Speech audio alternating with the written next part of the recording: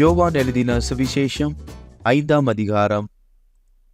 இவைகளுக்கு பின்பு யூதருடைய பண்டிகை ஒன்று வந்தது. அப்பொழுது இயேசு எருசலேமுக்கு போனார். எபிரேய பாஷையிலே பெதஸ்தா என்னப்பட்ட ஒரு குளம் எருசலேமில் ஆட்டு வாசலின் அருகே இருக்கிறது. அதற்கு 5 மண்டபங்கள் உண்டு.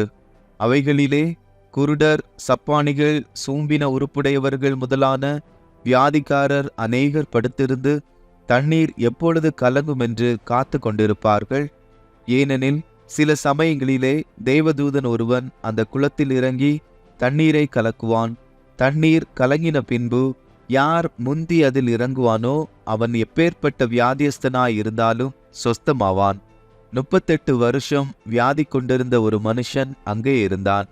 படுத்திருந்த அவனை இயேசு கண்டு அவன் வெகு காலமாய் வியாதியஸ்தன் என்று அறிந்து அவனை நோக்கி, சொஸ்தமாக வேண்டுமென்று விரும்புகிறாயா என்று கேட்டார். அதற்கு வியாதியஸ்தன், ஆண்டவரே, தண்ணீர் கலக்கப்படும் போது என்னை குளத்தில் கொண்டு போய் விடுகிறதற்கு ஒருவரும் இல்லை. நான் போகிறதற்குள்ளே வேறொருவன் எனக்கு முந்தி இறங்கி விடுகிறான் என்றான். இயேசு அவனை நோக்கி, எழுந்திரு, உன் படுக்கையை எடுத்துக்கொண்டு நட என்றார். உடனே அந்த மனுஷன் சொஸ்தமாகி தன் படுக்கையை எடுத்துக்கொண்டு நடந்து போனான். அந்த நாள் ஓய்வு நாளாயிருந்தது. ஆதலால் யூதர்கள் குணமாக்கப்பட்டவனை நோக்கி, இது ஓய்வு நாளாயிருக்கிறதே, படுக்கையை எடுத்துக்கொண்டு போகிறது உனக்கு நியாயம் அல்ல என்றார்கள். அவன் அவர்களுக்கு பிரதியுத்தரமாக, என்னை சொஸ்தமாக்கினவர் உன் படுக்கையை எடுத்துக்கொண்டு நடவென்று எனக்கு சொன்னார் என்றான். அதற்கு அவர்கள், உன் படுக்கையை எடுத்துக்கொண்டு நடவென்று உன்னுடனே சொன்ன மனுஷன் யார் என்று அவனிடத்தில் கேட்டார்கள். சொஸ்தமாக்கப்பட்டவன், அவர் இன்னார் என்று அறியவில்லை. அவ்விடத்தில் ஜனங்கள் கூட்டமாயிருந்தபடியினால் இயேசு விலகியிருந்தார். அதற்கு பின்பு இயேசு அவனை தேவாலயத்திலே கண்டு, இதோ நீ சொஸ்தமானாய், அதிக கேடானதொன்றும் உனக்கு வராதபடி இனி பாவம் செய்யாதே என்றார். அந்த மனுஷன் போய் தன்னை சொஸ்தமாக்கினவர் இயேசு என்று யூதர்களுக்கு அறிவித்தான். இயேசு இவைகளை ஓய்வு நாளில் செய்தபடியால் யூதர்கள் அவரை துன்பப்படுத்தி அவரை கொலை செய்ய வகை தேடினார்கள். இயேசு அவர்களை நோக்கி, என் பிதா இதுவரைக்கும் கிரியை செய்து வருகிறார், நானும் கிரியை செய்து வருகிறேன் என்றார். அவர் ஓய்வு நாள் கட்டளையை மீறினதும் அல்லாமல் தேவனை தம்முடைய சொந்த பிதா என்றும் சொல்லி தம்மை தேவனுக்கு சமமாக்கினபடியினாலே யூதர்கள் அவரை கொலை செய்யும்படி அதிகமாய் வகை தேடினார்கள். அப்பொழுது இயேசு அவர்களை நோக்கி, மெய்யாகவே மெய்யாகவே நான் உங்களுக்கு சொல்லுகிறேன், பிதாவானவர் செய்ய குமாரன் காண்கிறதெதுவோ அதையே அன்றி வேறொன்றையும் தாமாய் செய்ய மாட்டார். அவர் எவைகளை செய்கிறாரோ அவைகளை குமாரனும் அந்தபடியே செய்கிறார். பிதாவானவர் குமாரனிடத்தில் அன்பாயிருந்து தாம் செய்கிறவைகளை எல்லாம் அவருக்கு காண்பிக்கிறார். நீங்கள் ஆச்சரியப்படத்தக்கதாக இவைகளை பார்க்கிலும் பெரிதான கிரியைகளையும் அவருக்கு காண்பிப்பார்.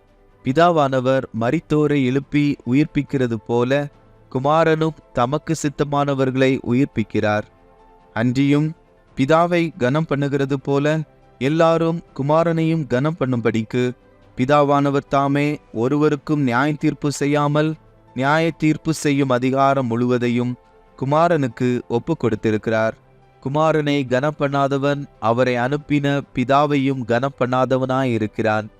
என் வசனத்தை கேட்டு என்னை அனுப்பினவரை விசுவாசிக்கிறவனுக்கு நித்திய ஜீவன் உண்டு. அவன் ஆக்கினை தீர்ப்புக்குட்படாமல் மரணத்தை விட்டு நீங்கி ஜீவனுக்கு உட்பட்டிருக்கிறான் என்று மெய்யாகவே மெய்யாகவே உங்களுக்கு சொல்லுகிறேன். மரித்தோர் தேவகுமாரனுடைய சத்தத்தை கேட்கும் காலம் வரும், அது இப்பொழுதே வந்திருக்கிறது. அதை கேட்கிறவர்கள் பிழைப்பார்கள் என்று மெய்யாகவே மெய்யாகவே உங்களுக்கு சொல்லுகிறேன். ஏனெனில் பிதாவானவர் தம்மில் தாமே ஜீவனை உடையவராய் இருக்கிறது போல குமாரனும் தம்மில் தாமே ஜீவன் உடையவராய் இருக்கும்படி அருள் செய்திருக்கிறார். அவர் மனுஷகுமாரனாய் இருக்கிறபடியால் நியாய தீர்ப்பு செய்யும்படிக்கு அதிகாரத்தையும் அவருக்கு கொடுத்திருக்கிறார். இதை குறித்து நீங்கள் ஆச்சரியப்பட வேண்டாம். ஏனென்றால் பிரேத குழிகளிலுள்ள அனைவரும் அவருடைய சத்தத்தை கேட்கும் காலம் வரும். அப்பொழுது நன்மை செய்தவர்கள் ஜீவனை அடையும்படி எழுந்திருக்கிறவர்களாகவும் தீமை செய்தவர்கள் ஆக்கினையை அடையும்படி எழுந்திருக்கிறவர்களாகவும் புறப்படுவார்கள். நான் என் சுயமாய் ஒன்றும் செய்கிறதில்லை. நான் கேட்கிறபடியே நியாயம் தீர்க்கிறேன். எனக்கு சித்தமானதை நான் தேடாமல் என்னை அனுப்பின பிதாவுக்கு சித்தமானதையே நான் தேடுகிறபடியால் என் தீர்ப்பு நீதியாயிருக்கிறது. என்னை குறித்து நானே சாட்சி கொடுத்தால் என் சாட்சி மெய்யாயிராது. என்னை குறித்து சாட்சி கொடுக்கிறவர் வேறொருவர் இருக்கிறார். அவர் என்னை குறித்து கொடுக்கிற சாட்சி மெய்யான சாட்சி என்று அறிந்திருக்கிறேன். நீங்கள் யோவானிடத்தில் ஆள் அனுப்பி விசாரித்தீர்கள். அவன் சத்தியத்திற்கு சாட்சி கொடுத்தான். நான் ஏற்றுக்கொள்ளுகிற சாட்சி மனுஷருடைய சாட்சி அல்ல. நீங்கள் இரட்சிக்கப்படுவதற்காகவே இவைகளை சொல்லுகிறேன். அவன் எரிந்து பிரகாசிக்கிற விளக்காயிருந்தான். நீங்களும் சில காலம் அவன் வெளிச்சத்திலே களிக்கூற மனதாயிருந்தீர்கள். யோவானுடைய சாட்சியை பார்க்கிலும் மேன்மையான சாட்சி எனக்கு உண்டு. அதென்னவெனில், நான் நிறைவேற்றும்படிக்கு பிதாவானவர் எனக்கு கற்பித்ததும் நான் செய்து வருகிறதுமான கிரியைகளே பிதா என்னை அனுப்பினார் என்று என்னை குறித்து சாட்சி கொடுக்கிறது. என்னை அனுப்பின பிதா தாமே என்னை குறித்து சாட்சி கொடுத்திருக்கிறார். நீங்கள் ஒரு காலம் அவர் சத்தத்தை கேட்டதுமில்லை, அவர் ரூபத்தை கண்டதுமில்லை. அவர் அனுப்பினவரை நீங்கள் விசுவாசியாதபடியால் அவருடைய வசனம் உங்களில் தரித்திருக்கிறதும் இல்லை. வேத வாக்கியங்களை ஆராய்ந்து பாருங்கள்.